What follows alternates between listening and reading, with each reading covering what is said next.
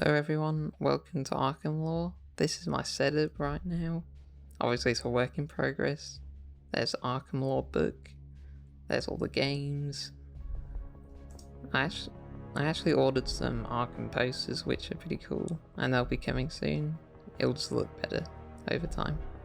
So you clicked on this video to study the lore of Hugo Strange. Hugo Strange studied to become a psychiatrist who specialised in analysing the criminal mind, and it was possible that Batman already had his attention.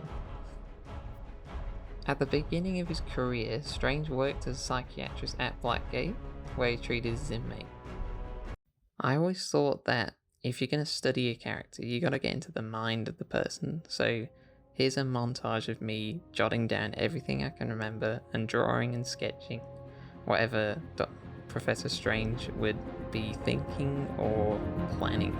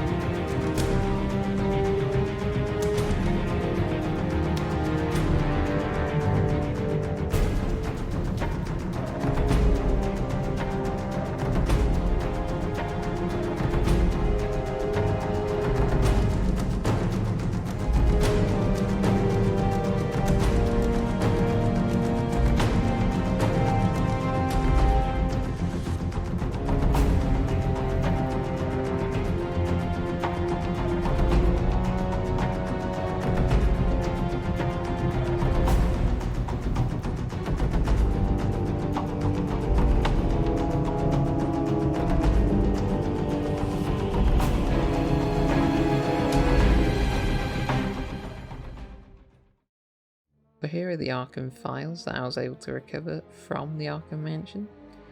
Here's Hugo Strange's file right here. As you can see, it has strange files on it, which you can see in the game through the riddle.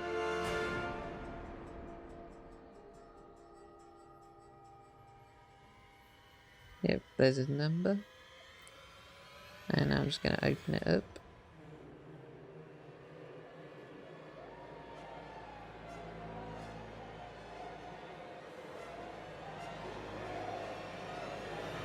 As you can see, there's the picture, there's the big man, and there's a document, which is interesting.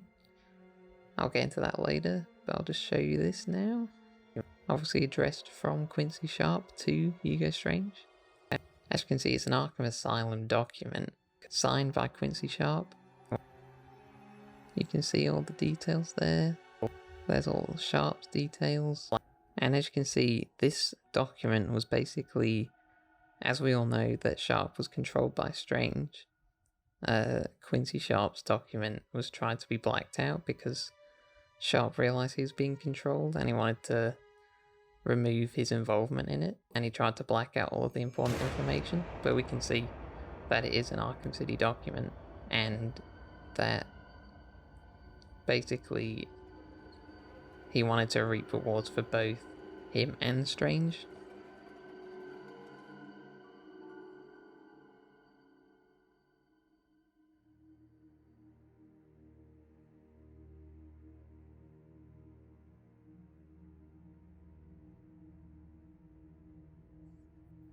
Yep, there's the big man again.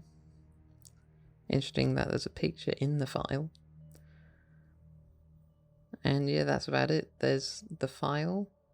If you ever wanted to know what was in that strange file riddle, well, now you know. Harleen Quinzel, interestingly, interned under him before she was transferred to the asylum. It wasn't known whether or not Strange began his Arkham City plan, but Shiva's involvement in the incident in Arkham Origins suggests that Ra's al Ghul's had it. Strange ultimately became intrigued with Batman's code of justice, no one dying by his hand, and he wanted to seek the title, basically inherit the title as his successor. Interestingly enough, one of Strange's psychiatric patients was Quincy Sharp, the administrator of Arkham Asylum. Strange soon found Sharp to be one of the best kinds of puppets. He's established, he's old-fashioned, and he's completely hollow. He was a blank canvas and he could manipulate him. Something interesting to point out is that he actually manipulated Mad Hatter to use his mind control drugs and technology on the Warden, and Tetch paid him a visit in order for Sharp to come around to Strange's way of thinking. Basically, over the next 3 years, Strange began treating Sharp with like a combination of Tetch's hallucinogenic drugs and mental coercion to program him into becoming his face in politics. Basically, Sharp could appear to charge into the public, and Strange would puppeteer him from the shadows. And as soon as Sharp ran for the mayor of Gotham, Strange would have the most power over the city.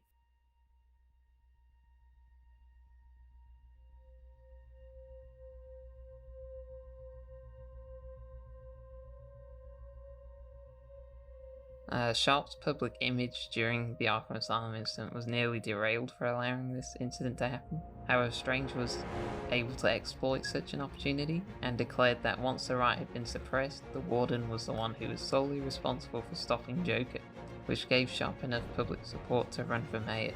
Of course, with Arkham Asylum and Blackgate both declared unfit to house criminals, a new project was introduced with the broad mayoral powers that Strange's disposal had, which was Arkham City.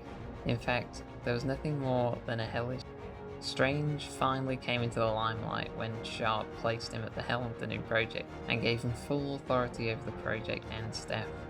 It housed criminally insane mental patients. Hundreds of innocent people were also rounded up and locked into the prison, even those that had minor records. To prevent Arkham City citizens from escaping, a new security force, which was Tiger, was created, which is interesting. Something also interesting about Sharp is that he became a sort of dictator, and the public soon feared and loathed him. Except Batman, who suspected that Sharp was merely the frontman for a more insidious plot.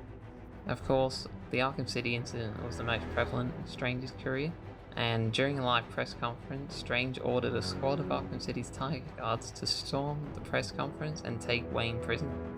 With Protocol 10 soon to be enacted, Strange had Wayne thrown into prison, where he became a target and would theoretically be killed by various gangs. In Strange's preparations to enact Protocol 10 and destroy Batman and take his place, Strange devised a series of mind games in order to break the Caped Crusader.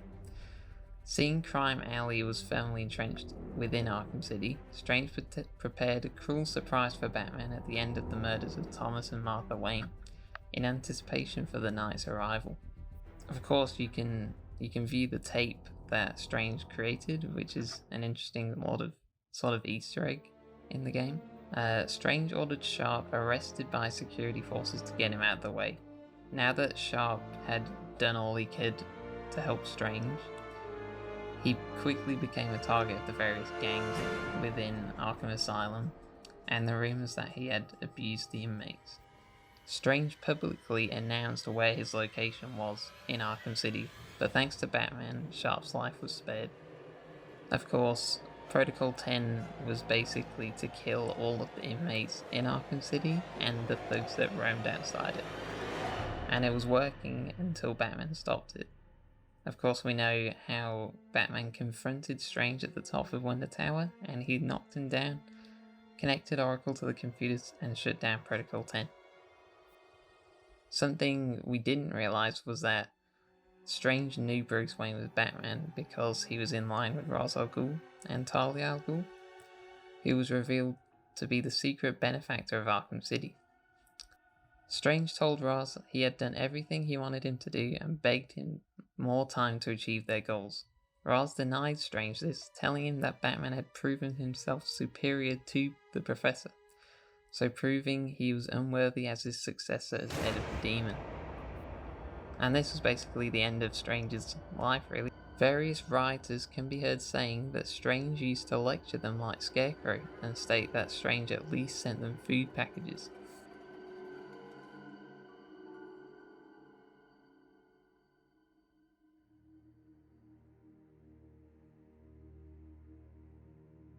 Strange possessed a malignant and sadistic mind. Though he was dedicated to his work as a psychiatrist, he seemed to perform his experiments with a smile on his face and taunted Batman as he made his descent on Wonder Tower.